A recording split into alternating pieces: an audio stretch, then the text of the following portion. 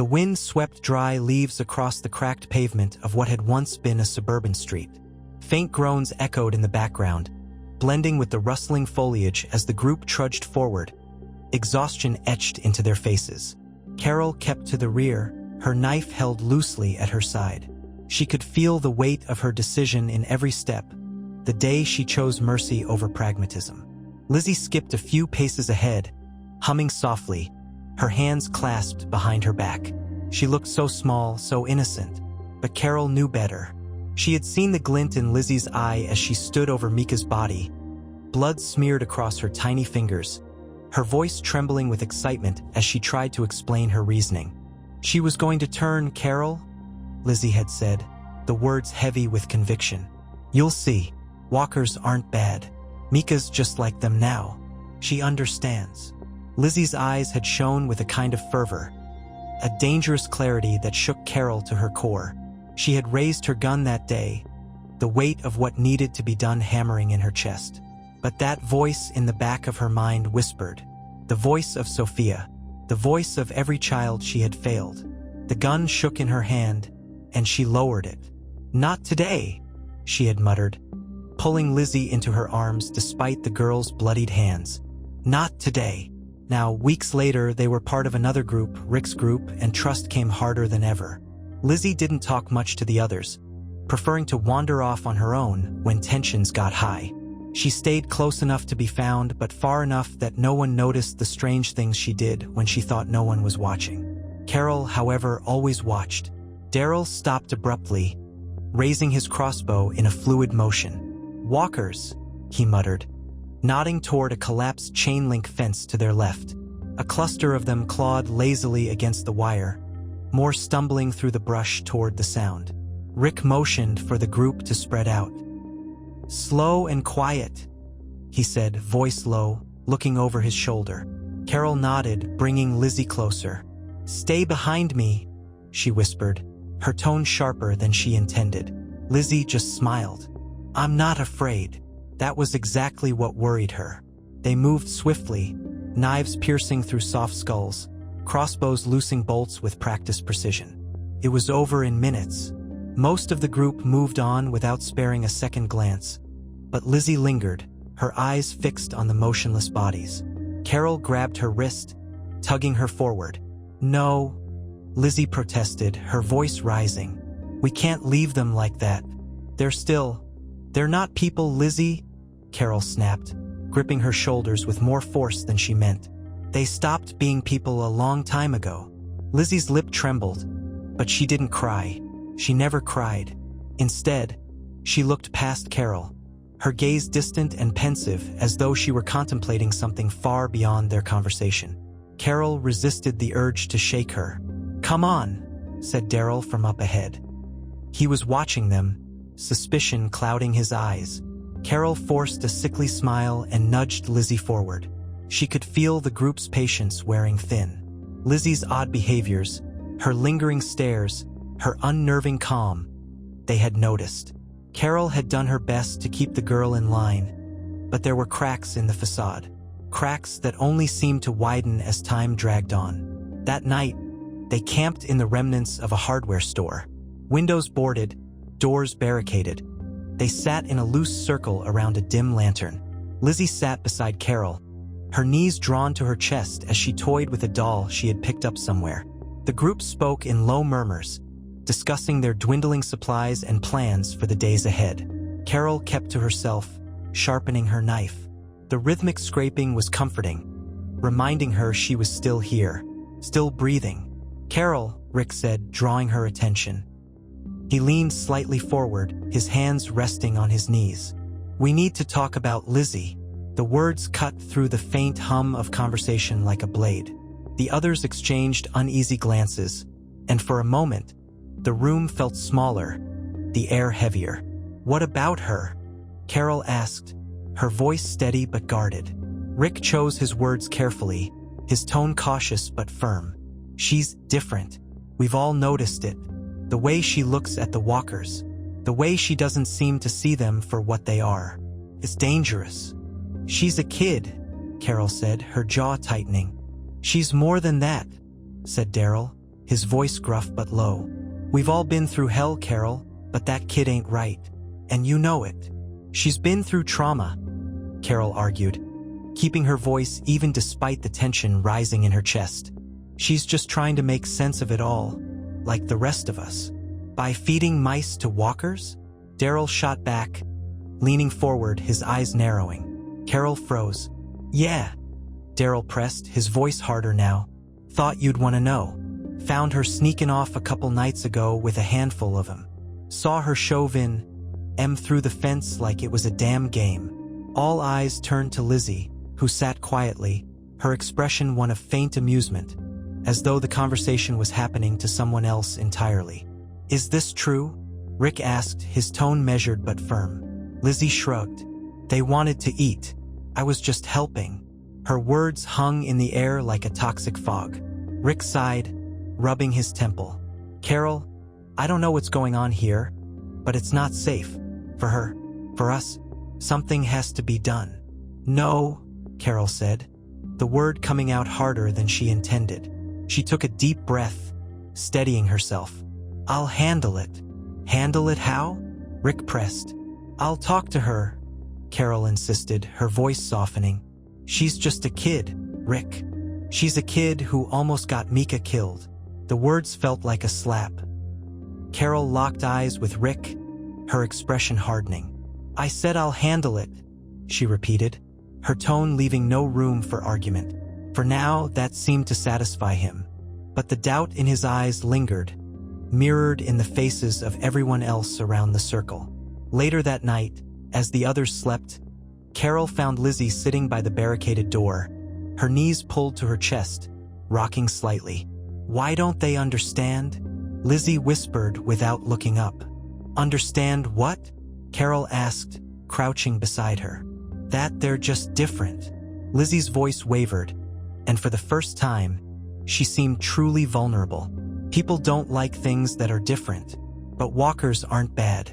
They're not alive, but they're not bad." Carol closed her eyes, pinching the bridge of her nose. "Lizzie, they will kill you. Do you understand that? They don't think, they don't feel. They're not your friends." "You don't know that," Lizzie said, her voice hardening. "I do," Carol said, her tone sharp. "You think they're just different, but they're not. They're monsters, Lizzie. They take everything, kill everything. If you don't stop thinking like this, you're gonna get someone killed again." Lizzie flinched, her eyes wide and glassy. Carol regretted the words the moment they left her mouth. "Mika knew," Lizzie said after a long silence. "She understood before you made me." "Lizzie," Carol interrupted, her voice trembling. "You have to let this go. Do you hear me? You have to let it go." Lizzie didn't respond. She just stared at the barricade, her hands clenched tightly around her doll. The next morning, they found 3 mice impaled on a makeshift spike outside the hardware store. Carol's blood ran cold. "What the hell is this?"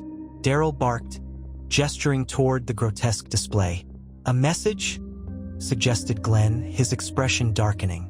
Rick surveyed the scene, his face grim. His eyes flicked toward Lizzie, who stood apart from the group, her expression unreadable. "We need to move," Rick said finally. "Now." The tension only grew as they packed up and headed out. Carol kept Lizzie close, but she could feel the group's collective unease. And then they heard the groans. A herd, larger than any they'd seen before, shambled toward them from the next road over. "Go!" Rick shouted, motioning toward the treeline. The group sprinted, weaving between trees as the sound of the herd grew louder. In the chaos, Lizzie broke free of Carol's grasp, darting toward the rear. "Lizzie!" Carol screamed, but the girl didn't stop. It wasn't until they reached a clearing that Carol noticed Lizzie wasn't among them. Panic swirled in her chest as she turned back. She found Lizzie standing in the middle of the road, the herd closing in around her. The girl's arms were outstretched, a serene smile on her face. "They're not bad, Carol," Lizzie said, her voice calm despite the chaos. "They're my friends." "Lizzie, no," Carol cried, but before she could reach her, the walkers descended. And amidst the screams, Carol realized too late just how deep Lizzie's madness had run. Carol pushed through the tangled brush, her heart hammering in her chest. Every instinct screamed at her to turn back, to regroup with the others, but she couldn't. Not yet. Lizzie's face flashed in her mind. A bright, serene smile, as if she had truly found peace amidst the sea of death closing in on her. She couldn't let it end like this. Not for Lizzie. Not for herself. The sound of the herd grew louder, the rhythmic groaning settling into a bone-deep vibration that Carol felt in her ribs.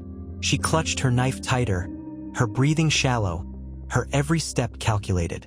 The walkers were everywhere now, spilling into the road, shuffling through the weeds. She ducked behind an overturned car, its rusting frame a thin veil of safety. From her vantage point, she spotted Lizzie, impossibly still alive, weaving through the herd with an eerie grace. The walkers snarled and snapped but didn't lunge, their decomposing heads swiveling toward Carol instead.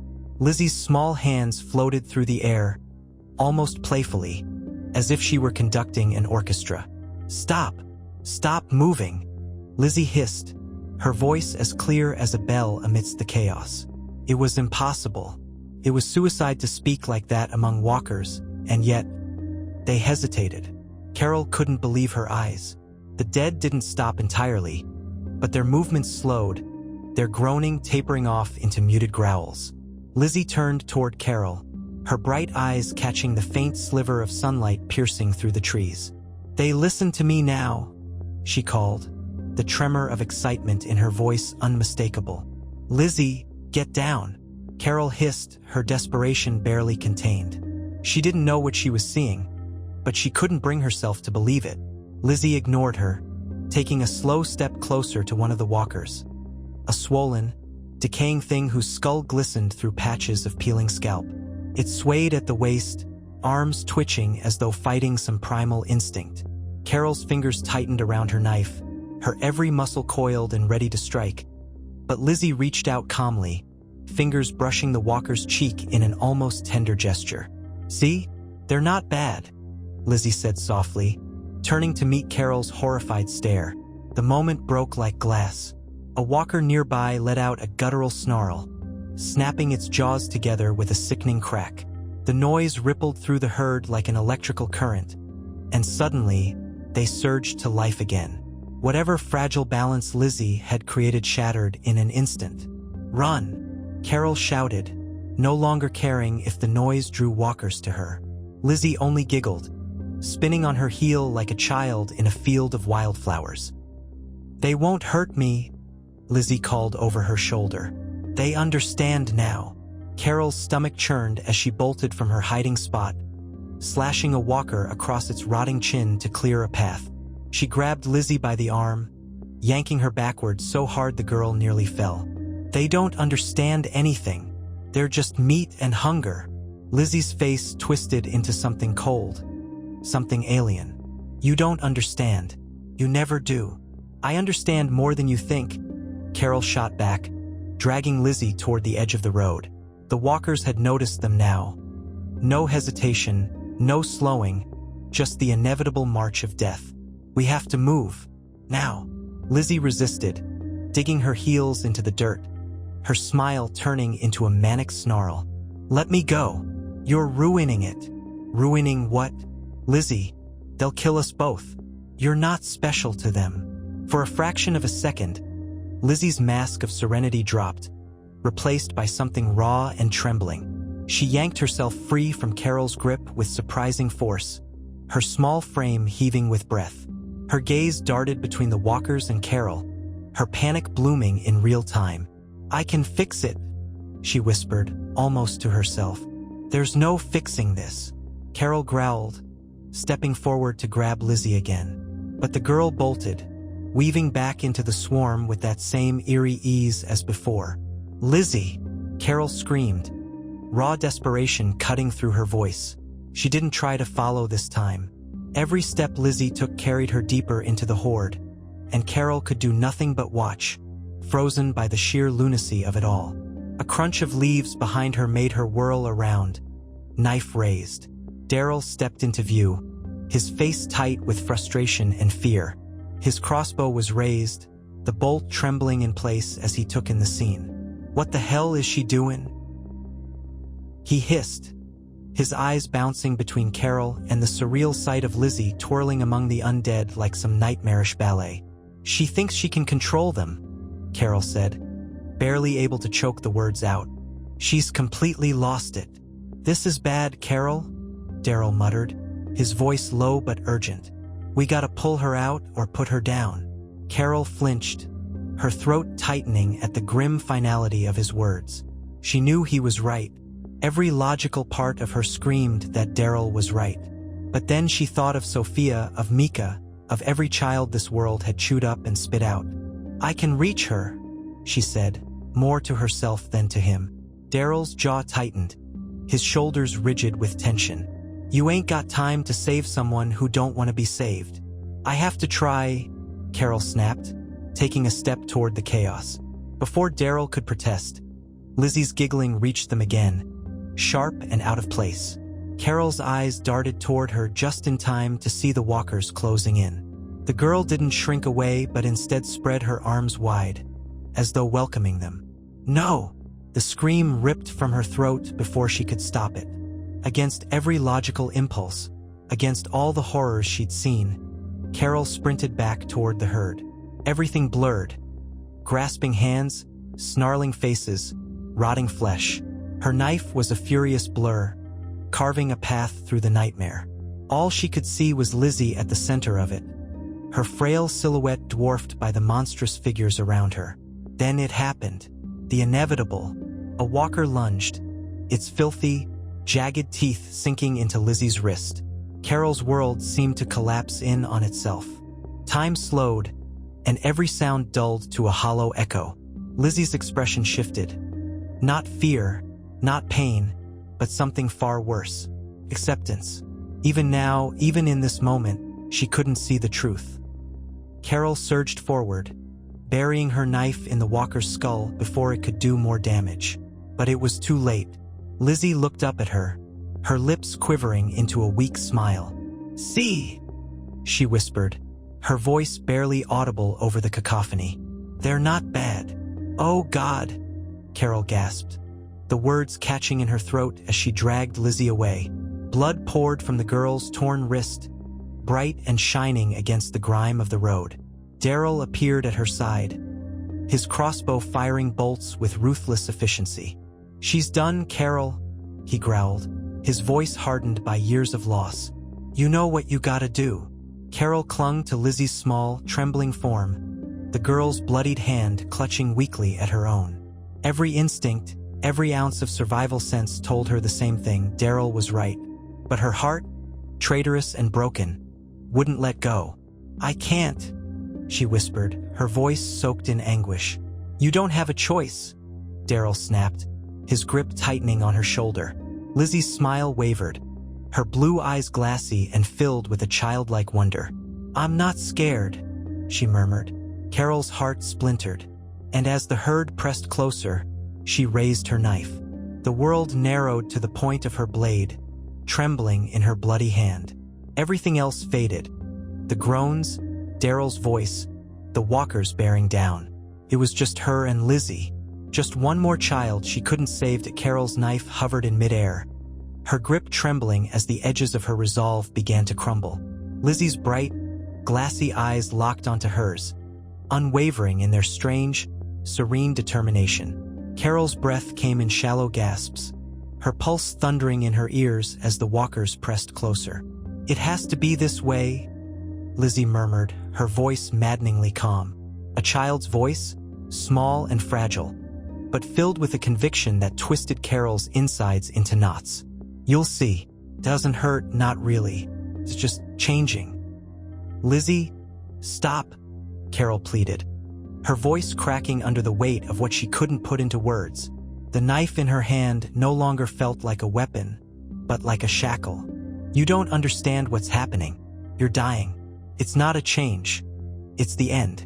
There's no coming back." Lizzie tilted her head, her expression softening into something almost pitying. "You're the one who doesn't understand, Carol. This isn't the end. It's the beginning." A hand closed around Carol's arm, pulling her back and snapping her out of the dangerous trance Lizzie's words threatened to pull her into. Daryl stood beside her now, his eyes sharp as flint, his face twisted with anger and urgency. "You want to die out here with her?" he growled. "Herd's about to swallow us whole. Either you do what needs doing, or I will." "No!" Carol barked, yanking her arm free from his grasp with more force than she thought she had left. Her head snapped toward him, her eyes ablaze with desperation. "She's just a child." Daryl's gaze burned into hers, his jaw clenching tight as the growls of the dead grew impossibly loud around them. "She ain't just a child, Carol. Open your damn eyes. That kid's gonna get you killed." Before Carol could respond, Lizzie coughed, a wet, gurgling sound that sliced through the tension like a blade. The bite on her wrist, already swollen and purple, was leaking dark ribbons of blood down her arm. Her strength was draining fast.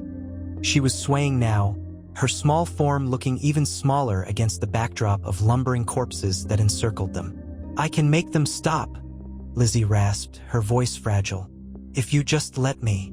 Carol knelt down, cradling Lizzie's face in both hands as if she could anchor the girl to the world she was steadily slipping. "Gee, away from." "No, baby, you can't.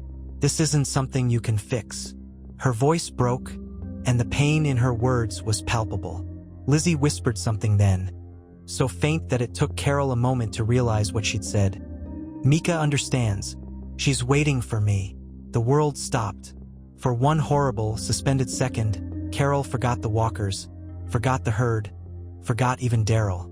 Mika's name cut through everything, reopening a wound that hadn't even begun to heal. "She!" Carol's voice hitched, her throat tightening as tears blurred her vision. "She's gone, Lizzie. You have to let her go." "No," Lizzie insisted, her words bursting out of her like a child's tantrum. "You're wrong. She's not gone. You didn't see her face. She knew. She knew. But you couldn't understand, just like you don't understand now." The walkers were closing in, their rotting faces a blur of decay and hunger barely 15 paces away. Daryl's voice was a furious growl behind her. "We're out of time, Carol." Carol moved without thinking. Her knife sliced through the air, carving a path through fetid flesh as 5 walkers pressed in on her all at once. She fought like an animal, her body a blur of instinct and rage. The sharp crack of Daryl's bolts firing protected her back as they worked in brutal tandem. And then suddenly Lizzie was gone. Carol spun in a panic, her stomach flipping as she saw Lizzie stumbling further into the herd, her small frame swallowed by the tide of rotting bodies. "Lizzie!" This time she didn't think. She charged forward, her knife cutting and cleaving as her vision tunneled entirely on the child. Bodies fell around her, thick blood spraying her clothes, her hair, her skin. Her arms ached, the muscles threatening to give out, but she didn't stop. She reached Lizzie just as the girl crumpled to her knees. A walker loomed behind her, its jaws stretching wide as it aimed for her neck. Carol lunged, slamming her blade upward into its skull with a vicious grunt. Lizzie turned her head to look at Carol. Her face was pale, her lips turning a sickly blue, but somehow she still found the strength to smile. "It's okay," she said, her voice so faint it could have been the wind. "No," Carol choked out, yanking Lizzie into her arms, clutching her to her chest as though sheer will alone could protect her now. "No, it's not okay. It'll never be okay." Daryl's voice broke through the chaos, sharp and abrupt. "Carol, move." She jerked her head up just in time to see the herd collapsing around them. Dozens of walkers spilling forward, an avalanche of rotting flesh. Behind her, Daryl had cleared a narrow path, his bolts running low but his drive relentless. In one final, desperate motion, Carol hauled Lizzie into her arms, gritting her teeth against the weight as she stumbled toward the opening Daryl was carving. The girl's body hung limply against her, the awful heat of fever radiating off her in waves. "We gotta go," Daryl barked as she reached him. Carol didn't respond, didn't trust herself to speak. She ran, her legs burning, her lungs gasping for air as the world seemed to tilt around her. When they finally burst through the treeline, the walkers too slow to follow. Carol collapsed to her knees, clutching Lizzie in her lap. Daryl doubled over, his breath ragged, eyes scanning the woods for any further threats. When he was sure the walkers weren't following, he turned to Carol, his face pale and grim. "She's burned, Carol," he said softly, gesturing at Lizzie. "Ain't no comin' back from that." Lizzie stirred weakly, her feverish blue eyes opening to meet Carol's. "You'll see," she whispered, every syllable a struggle. "It's not bad. It's not bad at all." Carol's body shook as silent sobs overtook her. Her hand tightened around her knife, the familiar weight of it no comfort now. Daryl took a step forward, his hand reaching out. "Carol, if you can't do it, I can," she said, cutting him off, her voice empty and hollow. She cradled Lizzie's head gently in her lap, brushing matted strands of hair from the girl's face as tears streamed down her own cheeks. "It's okay, baby," she whispered, her voice trembling. "I'm right here." Lizzie blinked up at her, her lips twitching into the faintest hint of a smile. Carol closed her eyes. The knife plunged, swift and certain, and Lizzie's body went still. The forest went quiet. Carol sat there, frozen, her blood-soaked hands trembling as the enormity of it all settled onto her like a crushing weight. Daryl stood nearby but said nothing. There was nothing to say. Eventually, Carol rose, her movements slow and mechanical. She tucked Lizzie's doll into her belt, a keepsake she wasn't sure she deserved to carry. "We gotta get back to the others," Daryl said quietly. Carol nodded, her face unreadable. They walked in silence, the woods around them serene and undisturbed, as though it hadn't just witnessed the death of a child and the shattering of a woman's soul. Carol didn't look back. She couldn't.